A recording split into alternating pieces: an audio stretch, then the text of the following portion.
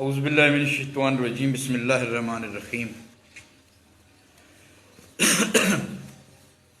नाज़रीन वाज़रीन अस्सलामु अलैकुम वरहमतुल्लाहि वबरकातुहू।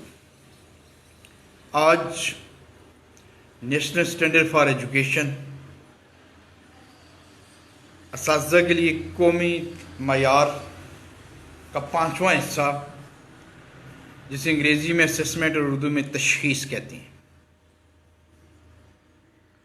तशख़ीस में सबसे पहला पहलू कि उस्तादों को क्या जानना चाहिए, मुअल्लिम को क्या जानना चाहिए। Different types of assessments to assess students learning and performance. The result of assessment to evaluate and improve teaching and learning.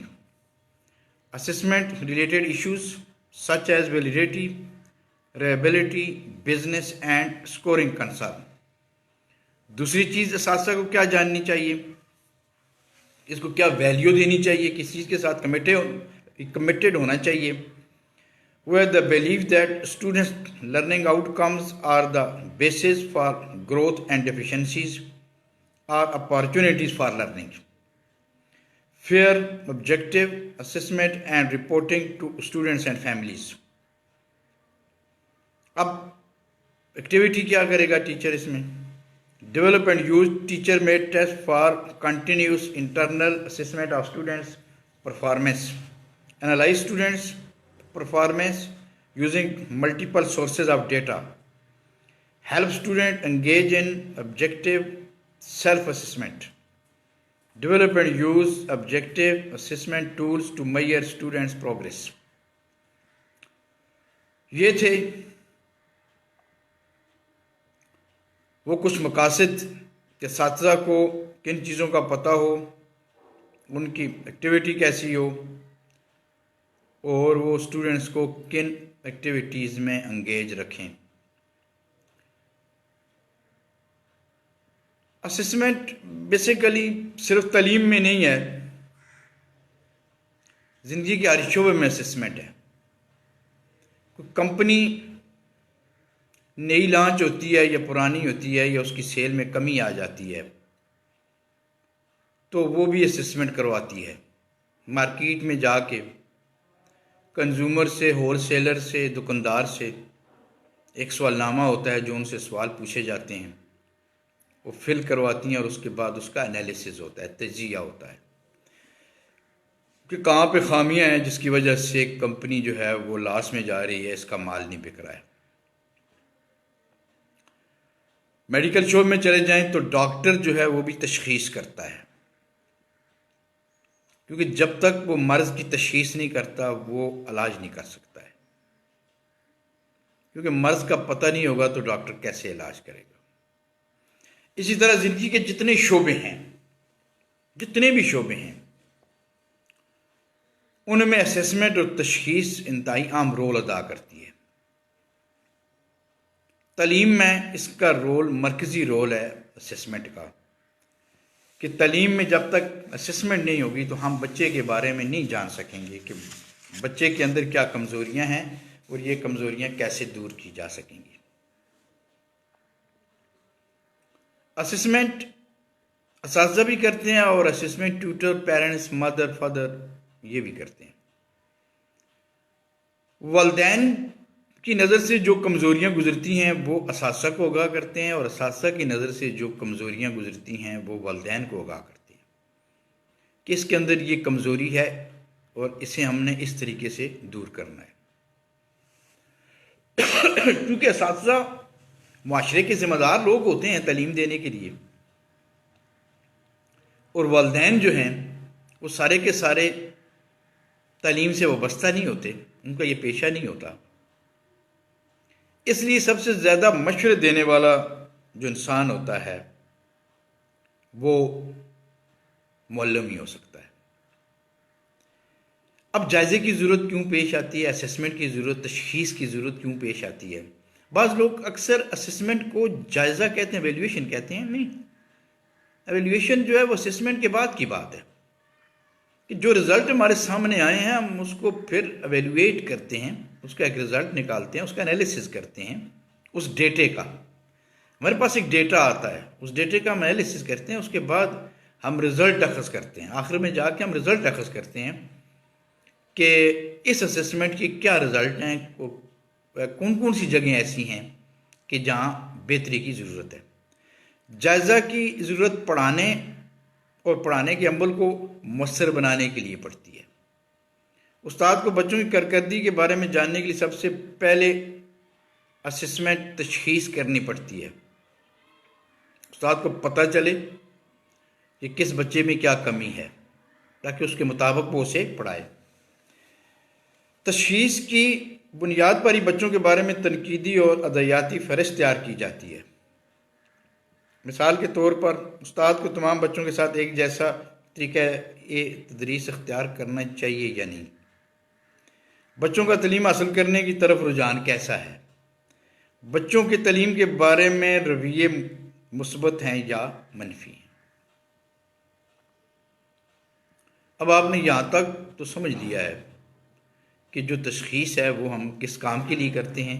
Simple सी मिसाल है कि डॉक्टर जो है वो तशख़ीस किस काम के लिए करता है, उसे मर्ज़ का पता चले और फिर वो उसके मुताबिक मरीज़ को मेडिसिन दे सके। उस्ताद तशख़ीस इसलिए करता है कि उसे बच्चे की कमज़ोरियों का पता चले और वो उन कमज़ोरियों को दूर करे, और उन कमज़ोरियों को दूर करने के लिए भी उसको बड़ा कुछ सोचना पड़ता है। एक डॉक्टर को जब मर्ज़ का पता चल जाता है, इस मरीज़ को क्या मर्ज़ है, तो उसके लिए अद्वियात का इंतखाब भी कोई आसान काम नहीं होता, मुश्किल काम होता है। उसके लिए भी बड़े तजर्बे की ज़रूरत है, वक्त दरकार है। अब हमारे मुल्क में खामियां क्या हैं। जब हम अपनी तलीमी पसमानदगी की तरफ आते हैं तो हमें सबसे पहली खामी जो नज़र आती है कि हमारे पास तरबियत याफ्ता असातिज़ा मुअल्लिम नहीं है। एक डिग्री हासिल कर लेना और तरबियत याफ्ता होने में बड़ा फ़र्क है। डिग्री कागज़ का एक टुकड़ा है। आप बीएड कर लें, आप एमएड कर लें, आप फलां कर लें, आप फलां। हमारे मुल्क में असातिज़ा की तरबियत के लिए अकेडमियाँ नहीं है। अब क्यों नहीं है? इसलिए नहीं है कि हम जीडीपी का 2% हिस्सा तालीम पे खर्च करते हैं।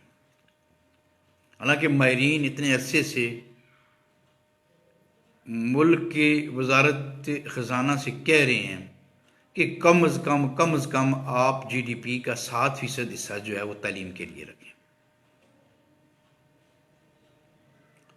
2% से काम नहीं चलेगा। जब तक असातिज़ा मुअल्लिम तरबियत याफ्ता नहीं होंगे, ट्रेंड नहीं होंगे, तो उस वक्त तक हम तलीमी पसमानदगी का शिकार रहेंगे।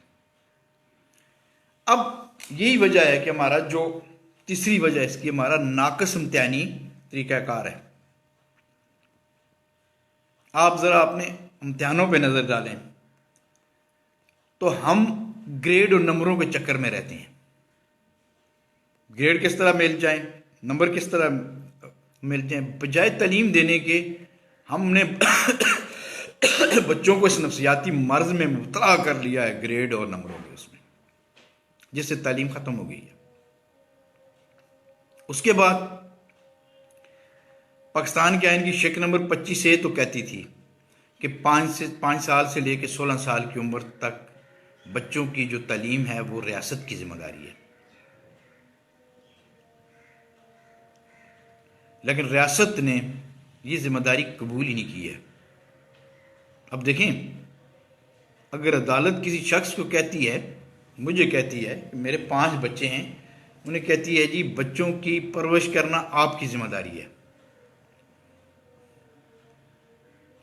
पहली बात यह है कि मैं डायरेक्ट उनकी परवरिश करूं,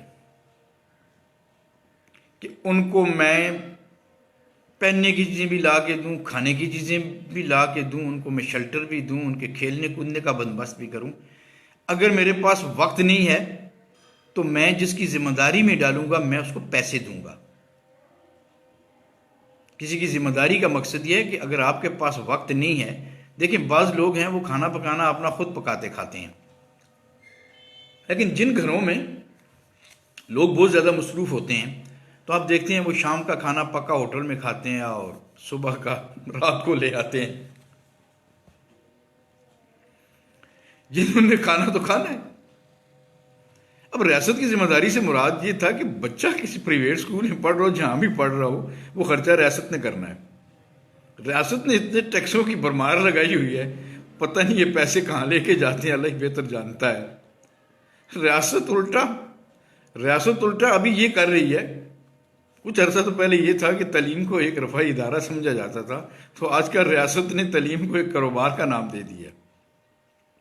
कहते होते हैं ना, उल्टा चोर कोतवाल को डांटे। उल्टा रियासत की जो अपनी जिम्मेदारी थी 25A के तहत कि 5 से 16 साल की उम्र के बच्चों को तालीम देनी, उल्टा रियासत ने उस 5 से 16 साल के बच्चों के नाम पे कमाना शुरू कर दिया है। भाई जब आप प्राइवेट तालीमी इदारों से आप इतने पैसे लेंगे, टैक्स लेंगे, तो जाहिर है वो कोई अपनी जेब से तो नहीं देंगे, फीसों में इजाफा करेंगे, लोगों से लेंगे, वो बच्चे से लेंगे। वो 5 साल से लेके 16 साल की उम्र के बच्चे से, वो बच्चे से लेंगे, कहीं से भी कोई नहीं लाएगा। आप एक दुकानदार से टैक्स लेंगे तो दुकानदार चीजें महंगी देगा, वो लोगों से लेगा। आप पेट्रोल महंगा करेंगे तो वो गाड़ियों वालों पे असर नहीं पड़ता, गाड़ियों वाले जो हैं वो लोगों से किराए लेंगे। ये कहाँ का इंसाफ है जी? टैक्स हम स्कूल पे लगा रहे हैं, टैक्स हम पेट्रोल पे लगा रहे हैं, टैक्स हम फलां नहीं। जो होता है रियासत के अंदर वो डायरेक्ट असर जो पड़ता होता है वो आम आदमी में पड़ता है।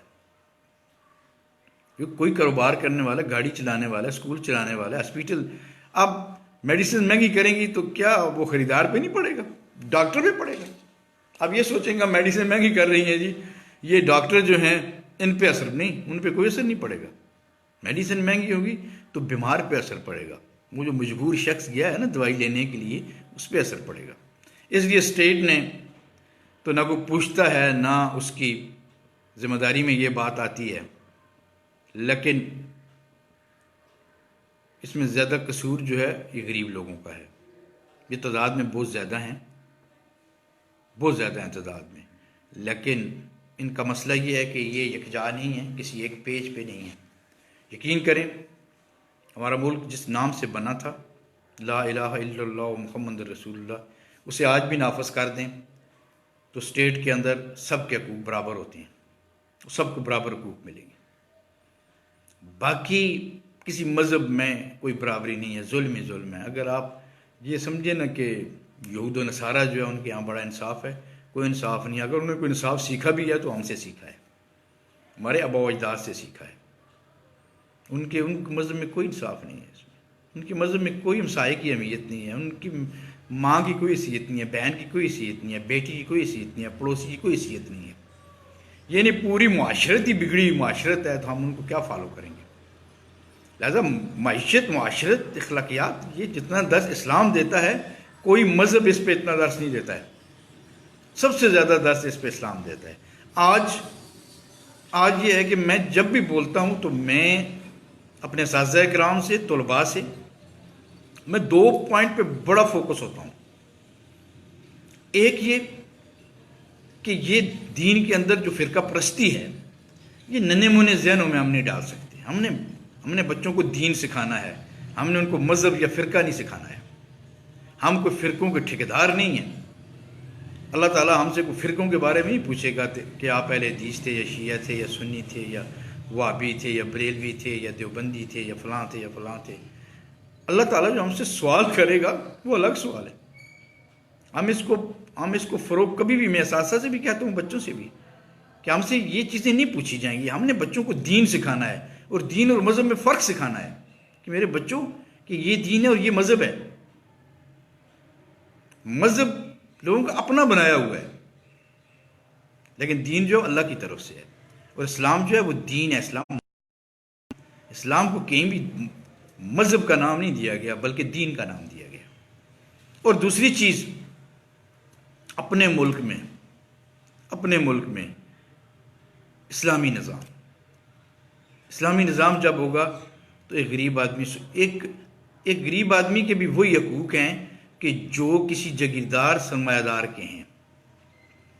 अब मसला हमारा ये है कि हम अक्सरियत 85 से 95% तक हम गरीब हैं, लेकिन हम अपना बादशाह या अपना लीडर हमेशा किसी अमीर और बदमाश आदमी को मुकर्रर करते हैं। ये हमारी नफ्सियात है। हम किसी एक गरीब आदमी के पास बैठना पसंद नहीं करता है, वो किसी अमीर आदमी के साथ, किसी बदमाश के पास बैठना पसंद करता है। क्यों? कि हमें स्कूल लेवल पे भी ये चीज़ें नहीं सिखाई गई हैं, हमारी आदत में नहीं डाली गई हैं। अगर हमारी आदत में ये चीज़ें डाल दी जाएं कि हमारा मसला ये लोग हल नहीं कर सकते। ये वो लोग हैं जो जिनकी अबावजद अंग्रेज़ के कुत्तों को नहलाते रहे। अब अंग्रेज़ के कुत्तों को नहलाने वाले की औलादें हम पे हुक्मरान हैं, तो निज़ाम कैसे ठीक होगा? वो खुद तो चले गए, इनको छोड़ के चले गए।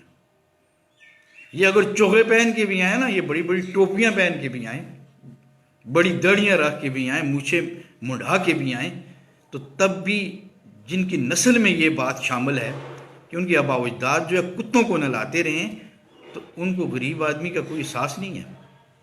और गरीब बहुत ज़्यादा है लेकिन यकजा नहीं होता। किसी बड़े आदमी के साथ घूमना फिरना या बैठना उसको पसंद करता है, तो कुछ भी ये हमें कुछ भी नहीं दे सकेंगे। माहिरीन एक अरसे से कह रहे हैं कि तालीम का बजट जो है वो 7% करो, 2% से काम नहीं चलेगा।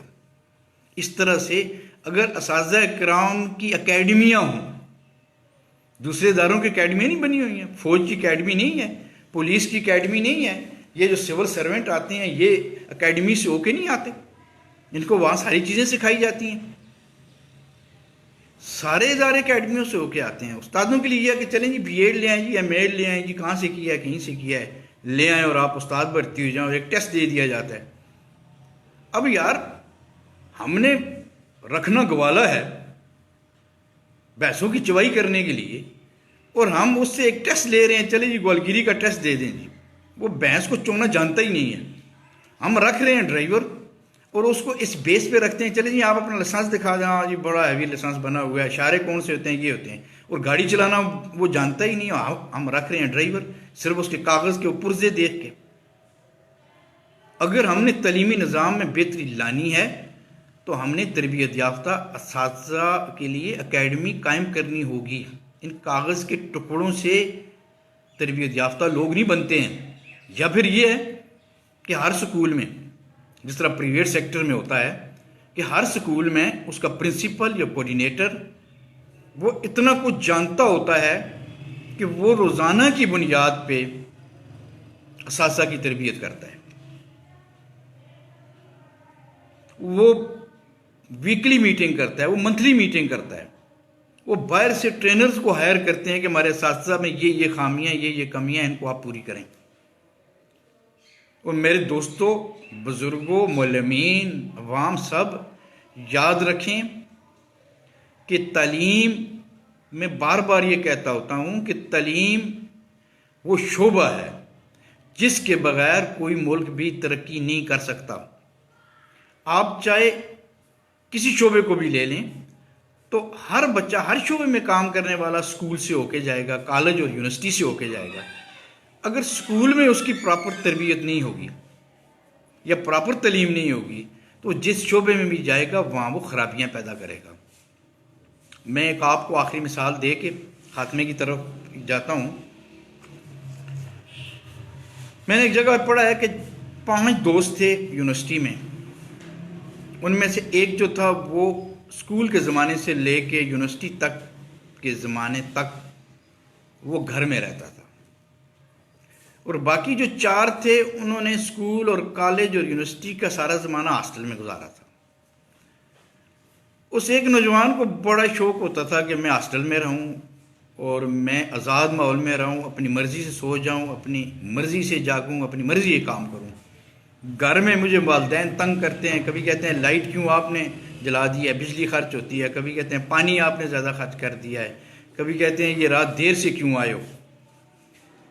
अब एक मुकाम पे जाके 5 ने इंजीनियरिंग की डिग्री की, और इत्तेफाक की बात है कि 5 एक कंपनी में इंटरव्यू देने के लिए गए। सबसे पहले उन 4 का नंबर आया जो हॉस्टल में रहते थे, सारी जिंदगी हॉस्टल में गुजरी है। पहुंचते ही जो इंटरव्यूअर था, जो इंटरव्यू लेने वाला शख्स था, उसने 4 को सख्त किस्म के क्वेश्चन करके रिजेक्ट कर दिया, जी आप हमारी कंपनी के काबिल नहीं हैं। वो जब नीचे आए तो वो 5 नौजवान ने सोचा यार मुझसे तो ये बड़े लायक हैं, इनके नंबर भी बड़े अच्छे हैं, मैं भी मैं चला जाता हूँ। जब वो पहली सीढ़ी चढ़ा उसने देखा यार ये बल्ब जल रहा है, फजूल जल रहा है, दिन की इतनी अच्छी रोशनी है, उसने उसको बंद कर दिया। आगे गैलरी में गया, एक और बल्ब जल रहा था, उसको बंद कर दिया। थोड़ा सा आगे चल के गया तो यार ये देखें खामखा ये नलका खुला है, पानी का पानी ज़ाय हो रहा है, उसको बंद कर दिया। वो जब इंटरव्यू लेने वाले के कमरे में ये बैठा ही था तो उसने कहा जी कि आप अपने डॉक्यूमेंट जमा करवाएं, आप सिलेक्ट हो गए हैं। बड़ा रहन हुआ कि ये कैसी बात हो सकती है, मुझसे इन्होंने पूछा ही कोई नहीं है, वो सिलेक्ट कर दिया है।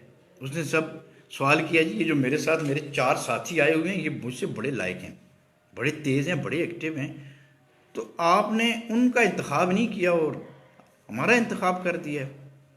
इंटरव्यू लेने वाले मालिक ने चीफ एग्जीक्यूटिव में कहा है कि हमें एक ज़िम्मेदार आदमी की ज़रूरत है, हमें लापरवाह लोगों की ज़रूरत नहीं है। हम कैमरे में देख रहे हैं जब आप इंटरव्यू गए यही लाइटें जल रही थी, यही टेप ऑन था, तो आपने सबसे पहले ये काम, इसका मतलब ये है कि आपकी ज़िंदगी के अंदर डिसिप्लिन मौजूद है। तो आखिरी बात, इदारों के अंदर जो डिसिप्लिन होता है, बच्चों का वक्त पे आना, प्रॉपर यूनिफॉर्म में आना, किताबें और कापियों का पूरा होना, साफ़ सुथरा रहना, वक्त पे काम करना, अगर नहीं करते हैं तो उनके लिए सज़ा और जुर्माने और उनके वालिदैन को आगाह किया जाए। मैं हुकूमती स्कूलों में सुबह बच्चों को जब देखता हूँ कि बच्चे यूनिफॉर्म का मतलब होता है एक जैसा, किसी के पाँव के साथ फटे हुए चप्पलें, किसी ने सिर्फ एक शर्ट पहनी हुई है उसका कोई एक बटन भी नहीं है, किसी की पैंट भी फटी हुई है, ये हुकूमती इदारों में वो जा रहे हैं। अब यार स्टेट जो होती है वो माँ होती है, माँ किसी बच्चे के फटे हुए कपड़े ऐसा हालत में नहीं देख सकती है, लेकिन स्टेट हमारी जिम्मेदारियां पूरी नहीं कर रही है। और आप लोग हैं ये जो गरीब लोग हैं, पता नहीं मैं इनके जहन में क्या आता है, ये आजकल जो इनके साथ हो रहा है ना और होने वाला है जो, आप यकीन करें ये जो आम लोग थे ना 1800 200 400 फीस दे के प्राइवेट स्कूलों में कुछ ना कुछ बेहतर तलीम अपने बच्चों को, इब्तदाई तलीम, प्राइमरी तलीम और एलिमेंट्री और सेकेंडरी तक दिलवा देते थे ना, ये आइंदा सालों में आप ये नहीं कर सकेंगे। 2000 से कम फीस किसी स्कूल को इबारा नहीं करेगी, क्योंकि हुकूमत बिजली पे टैक्स, टेलीफोन पे टैक्स और टैक्स उसने इतने ज़्यादा बढ़ा दिए हैं कि इससे कम फीस पे कोई शख्स भी इदारा नहीं चला सकता। वो भी क्या है, किसका रास्ता बंद कर रहे हैं, तो गरीब लोगों का, किसको नुकसान दे रहे हैं, गरीब लोगों को। इदारे वाला तो पहले 500 फीस लेता था, अब 1500 लेगा, कहा जी मेरा गुजारा नहीं होता है, जिसने पढ़ाना है पढ़ाए, नहीं पढ़ाना है तो थोड़ी सी, जो 1000 रुपया लेता था वो 2000 कर देगा। वो कहेगा जी पढ़ाना है तो ठीक है, नहीं तो मैं 2000 से कम फीस नहीं ले सकता हूँ, हम इतने ज़्यादा टैक्स दे रहे हैं, इतना कुछ दे रहे हैं, हमारा गुजारा नहीं हो सकता। यार ये जितने काम भी, वो पहले आम लोग थे कि एक मजदूर आदमी कहता चलो यार मैं 2 दिहाड़ी के पैसे जो 1000 फीस है, ये 2 बच्चे पढ़ते हैं इनकी दे दूंगा, मेरे बच्चे पढ़ जाएंगे। अब वही अगर 3-3 4-4 5-5 हज़ार रुपया हो जाएगी तो एक गरीब आदमी वो फीस कैसे देगा। मैं तो गरीबों का रोना इसलिए हमेशा रोता हूँ कि मैं खुद एक गरीब आदमी हूँ, आम आदमी हूँ, और मुझे दुख है इनका।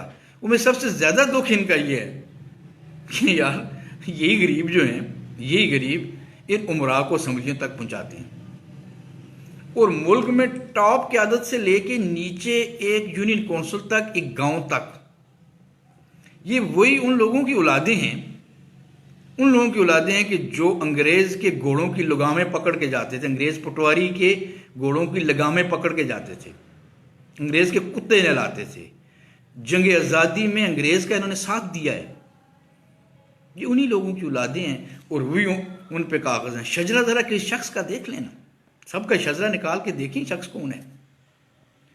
अब वो गरीब आदमी, यार कैसे हो सकता है, मैं अक्सर का सोचता हूँ, ये जब हुकूमत कहती होती है गरीबों को मौका, यार कैसे हो सकता है एक अमीर आदमी, जागीरदार आदमी ये समझे कि एक गरीब आदमी को हुकूमत बेहतरीन मकान बना के दे दे और वो बड़ी खुशी से रहे। ऐसा नहीं हो सकता है। वो कोई भी गरीब खुद अपने काम करेगा, खुद अपनी मेहनत करेगा, तब आगे बढ़ सकेगा। इस पे बहुत सी काम है जी। मैं आखिरी बात, क्योंकि मैं जब हालात देखता हूँ तो मैं ट्रैक से उतर जाता हूँ। ये जो असेसमेंट होती है, तशखीस होती है तालीम में, ये बड़ी आम है। इसके बगैर उस्ताद को पता ही नहीं चलता है कि मैं बच्चे को कैसे पढ़ाऊँ, किस तरीके से पढ़ाऊँ, बच्चे के अंदर क्या कमज़ोरियाँ हैं। और तशखीस के जो हमने तरीके रखे हुए हैं, हम असातिज़ा ये करते हैं। देखें यार, पिछले इम्तिहान में कौन से सवाल आए थे, पर्चा किस किस्म का था, ये था, उसी को देख के नया पर्चा बना लिया। एक पर्चा पता नहीं कुछ 100 साल पहले किसी ने बनाया था, हम उसकी नकल करते करते आज भी ये कर रहे हैं। हर बच्चे के साथ वेरी करता है, हर माहौल के साथ ये चीज़ें वेरी करती हैं। ये कुछ सेम तो है नहीं हम वही सवाल दें। हमने बच्चों से ऐसे क्वेश्चन पूछने हैं। अब ये तो नहीं कि एक डॉक्टर चंद सवाल रट ले और वही मरीजों से पूछे तशखीस के लिए, नहीं। मरीज की नोयत के मुताबिक उससे सवाल पूछे जाएंगे और उसके टेस्ट किए जाएंगे।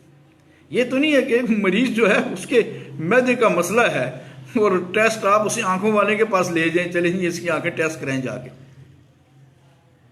अब इसी तरह बच्चे की भी तशखीस, असेसमेंट वो करनी है किसी कमज़ोरियाँ हमारे सामने आए और हम उसका इलाज कर सकें। तो इसलिए ये जो टेस्ट बने बनाए हम लेते हैं ना, मंथली टेस्ट, फलान टेस्ट, सारे लोग ले रहे हैं, नहीं, ये करामद नहीं है। टेस्ट का कोई तरीका नहीं है और हमारे पास कोई अकेडमियाँ भी नहीं है, कोई ज़रिया भी नहीं है कि हम टीचर को ट्रेन करें कि टेस्ट कैसे बनाए जाते हैं। उनको बातें बताएं, उनके पास उनको अनुमान दें, बच्चे दें, चलें जी इस बच्चे को देख के इसका टेस्ट तैयार करें, आप इसमें क्या चीज़ें देखना चाहती हैं, ताकि उनकी प्रैक्टिस हो, मशक हो। खाली चीज़ें बता देने से कोई नहीं सीख सकता है जब तक वो खुद अपनी कलम से, अपने दिमाग से मशक नहीं करेगा। तो मैं इसी के साथ आपसे इजाज़त चाहूँगा, क्योंकि असर का वक्त जो है वो, नमाज का वक्त ये करीब हो रहा है। वमा अलैना इल्लल बलागुल मुबीन। अस्सलाम वालेकुम।